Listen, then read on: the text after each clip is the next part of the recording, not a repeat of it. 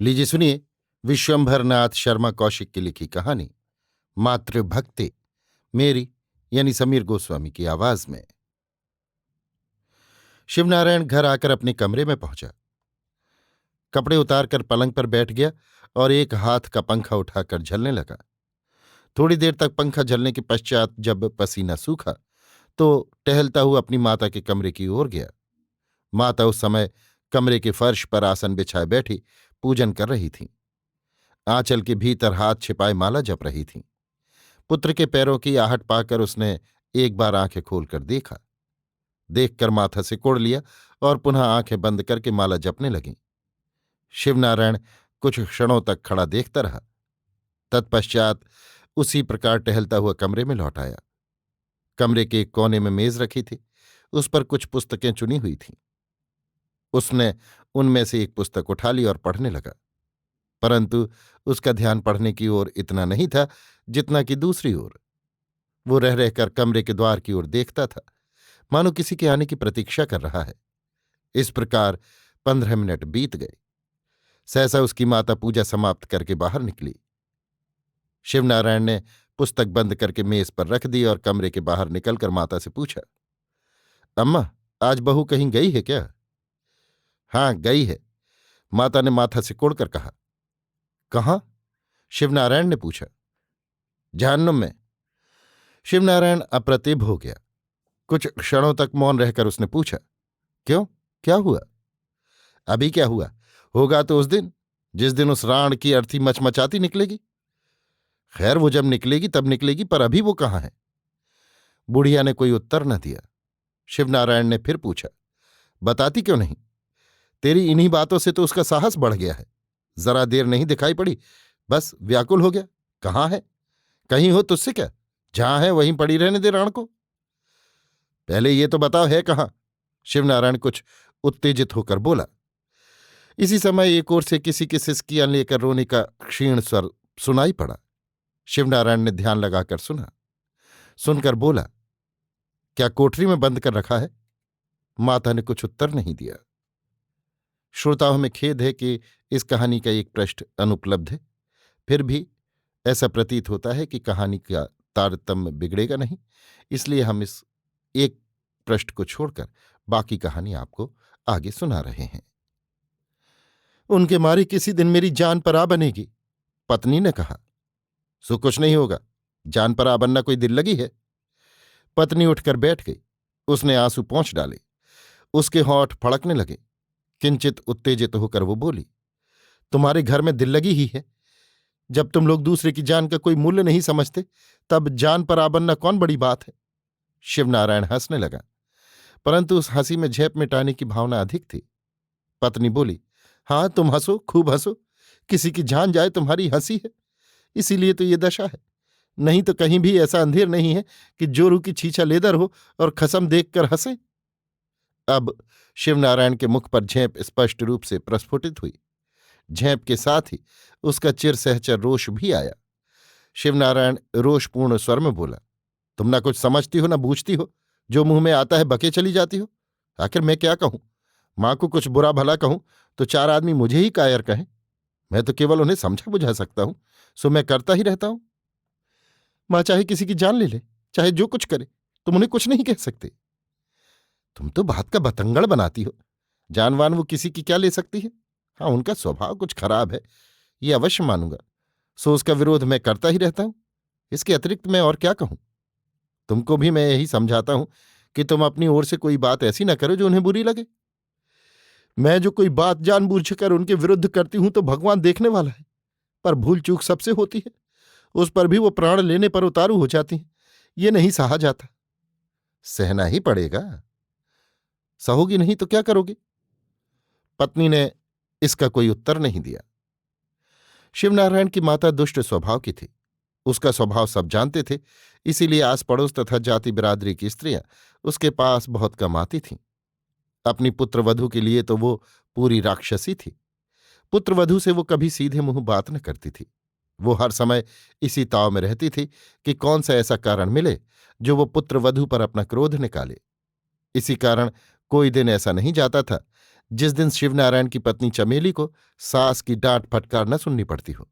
ये तो नित्य कर्म सा हो गया था।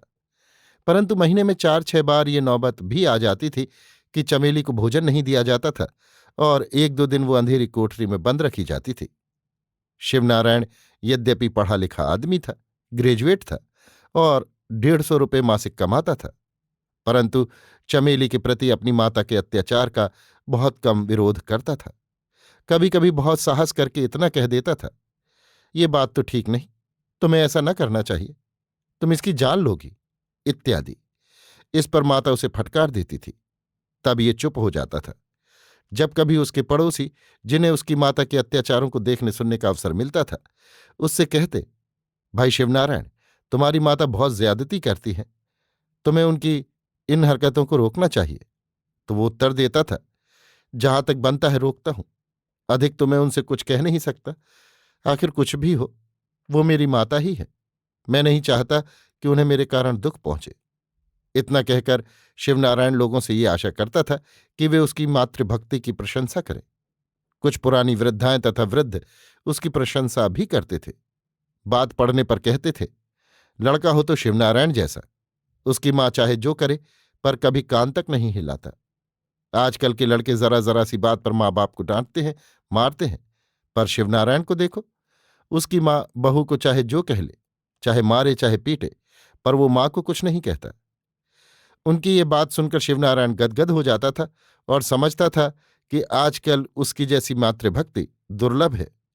एक बार उसके मित्र ने उसे ये परामर्श दिया कि यदि तुम्हारी माता और पत्नी में नहीं पटती तो तुम माता से अलग रहो, उसे खर्च दे दिया करो और उसकी खोज खबर रखो।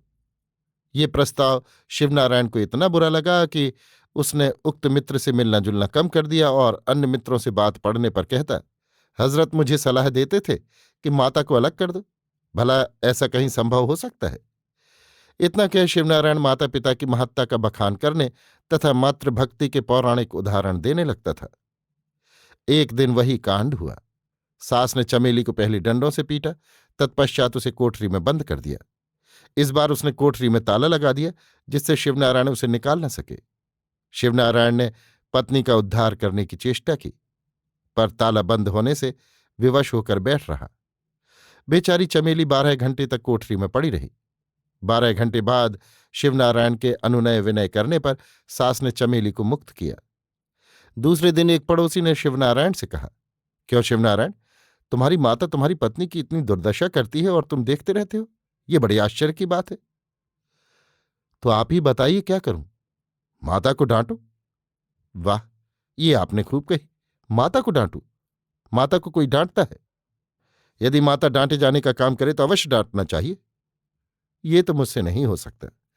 लाख कुछ हो, माता माता ही है। ये मातृभक्ति तो बड़ी विचित्र है। तुम मातृभक्ति का महत्व क्या समझ सकते हो? इतना कहकर शिवनारायण मातृभक्तों की गाथा सुनाने लगा। पड़ोसी बोला, ये सब मुझे मालूम है, पर वे माताएं कैसी थीं ये भी तो देखो। शिवनारायण बोला, मैं आपसे बात नहीं करना चाहता। आप मातृभक्ति क्या जाने? आजकल तो लड़के अपने माता पिता को डंडों से पीटते हैं। आजकल कलयुग है। जितना बुरा माता पिता को डंडों से पीटना है, उतना ही बुरा एक अबला को माता द्वारा डंडों से पीटे जाते देखना और उसको रोकने की चेष्टा न करना है। मेरे लिए तो दोनों में कोई अंतर नहीं है। आपसे सलाह लेता ही कौन है जो आप उपदेश देने लगे? तुम्हारी ये मातृभक्ति किसी दिन तुम्हें मुसीबत में फंसा देगी। तो इसकी चिंता आपको क्यों है? मनुष्यत्व के नाते पड़ोसी को पड़ोसी के लिए चिंता होती ही है, इसलिए मुझे भी है। अन्यथा मुझे क्या, तुम चाहे जो करो मेरी बला से। हाँ हाँ, आपकी बला से, एक बार नहीं 100 बार बला से। आप अपना काम देखिए, दूसरों की चिंता मत कीजिए। पड़ोसी बेचारा अपना सा मुंह लेकर रह गया। क्या कहूं बहन, अब तो जीना दूभर हो गया। दोपहर का समय था। शिवनारायण की पत्नी अपनी एक सहेली से बैठी बातें कर रही थी। उसकी सहेली बोली, तू तो पागल है, जीना दूभर तो तेरे बैरियों का। सच्ची कहती हूं बहन, सास जी मुझे जीने न देंगी। शिवनारायण उन्हें नहीं रोकते? वो क्या रोकेंगे? वो रोकते होते तो ये दशा क्यों होती? कैसे मर्द हैं! और तो सब बातें अच्छी हैं, झूठ क्यों बोलूं? परमात्मा ऐसा आदमी सबको दे, पर खाली इस बात में कुछ नहीं बोलते। मैं जब कुछ कहती हूं तो कह देते हैं कि मां को मैं अधिक कुछ नहीं कह सकता। वो तो ये कह के अलग हो गए, मेरे प्राणों पर बीत रही है। उन्हें ऐसा नहीं चाहिए। उनको छोड़ के तेरा यहां है कौन? वही न सुनेंगे तो फिर कौन सुनेगा? क्या बताऊं, भाग्य की बात है। मेरे भाग्य ही फूटे हैं जो सास ऐसी मिली और आदमी ऐसा मिला कि चाहे मां मुझे मार डाले पर वो चू नहीं करेंगे। ये तो बड़ी खराब बात है। अब तुम ही बताओ मैं क्या उपाय करूं? कुछ दिनों के लिए बाप के घर चली जा। वो भी बेचारे आजकल मुसीबत में है। एक मुकदमा लग गया है, उसमें पास पल्ले जो था सो सब खर्च हो गया। नौकरी अलग छूट गई। बेचारे न जाने कैसे दिन काट रहे हैं। मैंने एक दफा लिखा भी था कि मुझे बुला लो। उन्होंने जवाब दिया कि मैं आजकल खर्च से तंग हूं, जब हालत ठीक होगी तो बुला लूंगा। अब बताओ मैं क्या करूं? मेरे लिए तो कहीं ठौर नहीं है। इतना कहते कहते चमेली रोने लगी। रोते रोते बोली, उनकी मुसीबत का ध्यान आता है तो कलेजा फटने लगता है। यहां की दशा है कि सांस लेना भी कठिन हो रहा है। भगवान मुझे मौत भी नहीं देते जो सारे झगड़ों से छूट जाऊं। आखिर सास तेरे ऊपर इतनी नाराज क्यों रहती है? भगवान जाने मैंने उनका क्या बिगाड़ा है। मैं तो हर तरह से उनकी सेवा करती हूँ, उनके सुख दुख का ध्यान रखती हूँ, गम भी खाती हूँ, और फिर भी उनकी आंख टेढ़ी ही रहती है। अच्छा तो तू एक काम कर। चमेली नेत्र पहुंचते हुए बोली, क्या? बताओ। तू अब अपने पैरों पर खड़ी हो। आदमी की तो आशा छोड़ दे। मैं तुम्हारा मतलब नहीं समझी। मेरा मतलब यह है कि तू अब गम न खा। सास तुझे एक कहे तो तू 10 सुना, तभी तेरा उद्धार होगा। वो मरने मारने पर उतारू हो जाती हैं, सो तू भी वैसा ही कर। तू मरने मारने से डरती है क्या? मरने मारने से तो नहीं डरती, पर बदनामी से डरती हूं। उन्हें तो कोई कुछ न कहेगा, सारा कलंक मेरे ही सिर आ जाएगा। आवे तो आया करे। जब इस तरह जीना दूभर हो रहा है तो और करेगी क्या? और मैं तुझे बताती हूं, जहां तूने 2-4 दफा सास का सामना किया कि फिर वो नहीं बोलेगी। क्या कहूं, मेरी तो हर तरह मुश्किल है बहन। मुश्किल वुश्किल कुछ नहीं, जैसा मैं कहती हूं वैसा कर, सब मामला ठीक हो जाएगा। मेरी एक चचेरी बहन है, उसकी सास भी तेरी सास जैसी थी। उस बेचारी ने भी बहुत दिनों तक सास की बातें सही, बड़े दुख उठाए। उसका आदमी भी अपनी मां को कुछ नहीं कहता था। अंत को जब मेरी बहन बेचारी तंग हो गई, तब उसने सास का सामना करना आरंभ किया। एक दिन तो ऐसी नौबत आ गई कि मेरी बहन ने सास को खूब पीटा। बस तब से ठीक हो गया, अब चूं तक नहीं करती। इसलिए मेरा कहना मान, तू भी यही कर। परमात्मा चाहेगा तो ये भी ठीक हो जाएगा। तू कुछ कमजोर नहीं है, चाहे तो पीस कर धर देगी। सो तो उनके भरकों में बहुत हूं, पर यही सोचती हूं कि सब मुझको ही कायल करेंगे, वो भी नाराज होंगे। कौन? शिवनारायण? नाराज हो तो हुआ करें। कब तक नाराज होंगे? जब समझेंगे तो कुछ नहीं कहेंगे, तो एक दफा करके तो देख। देखो सोचूंगी। या एक काम कर, आज उनसे कह दे कि या तो तुम खुद इसका कोई उपाय करो, नहीं तो मैं जो ठीक समझूंगी करूंगी, फिर मुझे दोष न देना। हाँ ये ठीक है, एक बेर उन्हें चेता दे। रात में चमेली अपने पति से बोली, मैं एक बात कह देती हूं, अब से सास जी की नहीं सहूंगी। तुम तो कुछ बोलते नहीं, अब मैं जो ठीक समझूंगी वही करूंगी। शिवनारायण ने लापरवाही से कहा, मैं तुम दोनों के झगड़ों में नहीं पड़ना चाहता। जो तुम्हारा जी चाहे तुम करो, जो उनका जी चाहे वो करे। मैं दोनों को समझाते समझाते हार गया, इससे अधिक मैं कुछ नहीं कर सकता। मुझे समझाया तो तुम्हारी बात मानकर ही अब तक सब सहती चली आई, पर उन्होंने तुम्हारी बात नहीं मानी। अब मैं भी अपने मन की करूंगी। शिवनारायण ने कोई उत्तर नहीं दिया। एक दिन शाम को चमेली भोजन बना रही थी। रसोई घर के सामने दालान में सास देवी बैठी माला सटका रही थीं। उसी समय सास ने चमेली से कहा, एक गिलास पानी दे जा। चमेली ने सुना या नहीं सुना, पर कोई उत्तर नहीं दिया। सास कुछ क्षणों तक प्रतीक्षा करके बोली, ओ बहरी, सुनती नहीं है? क्या कहती हो? चमेली ने पूछा। कहती हूं तेरा सिर, चुड़ैल बहरी बन जाती है। सच्ची अम्मा, मैंने सुना नहीं। तू काहे को सुनेगी? अपने मतलब की बात बड़ी जल्दी सुन लेती है। छत्तीसी कहीं की, मुझे चलाती है। तेरी जैसी मेरे नाखूनों में भरी पड़ी है। भरी पड़ी हैं तो पड़ी रहें। मैं कहती जाती हूं कि मैंने नहीं सुना, फिर भी नहीं मानती।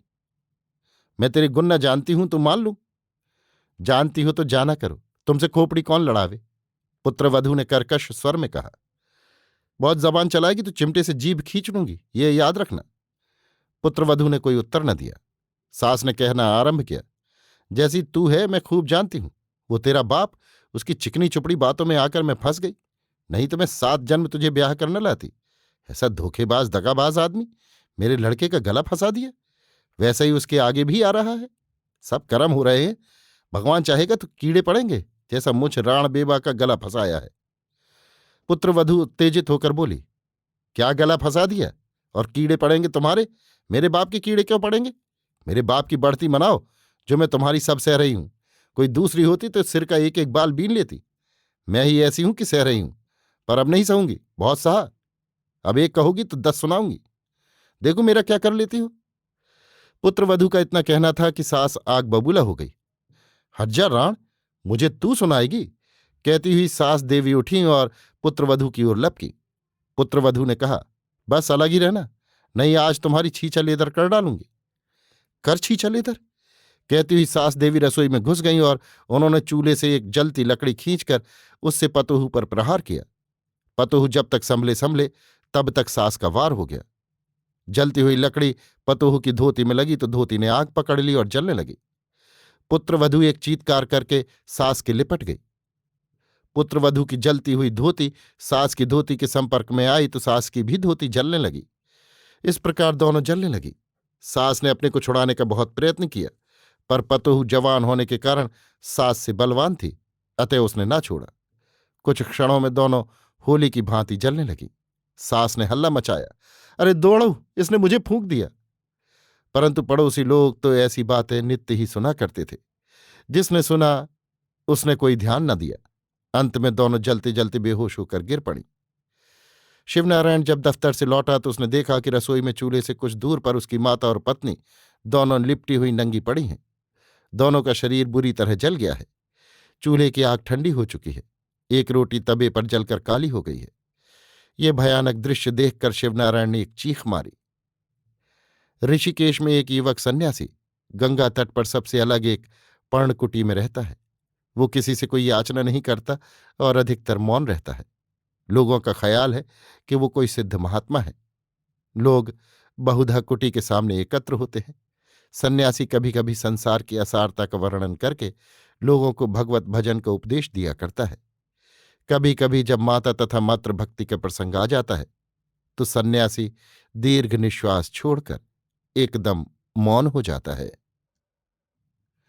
अभी आप सुन रहे थे विश्वंभरनाथ शर्मा कौशिक की लिखी कहानी मातृभक्ति, मेरी यानी समीर गोस्वामी की आवाज में।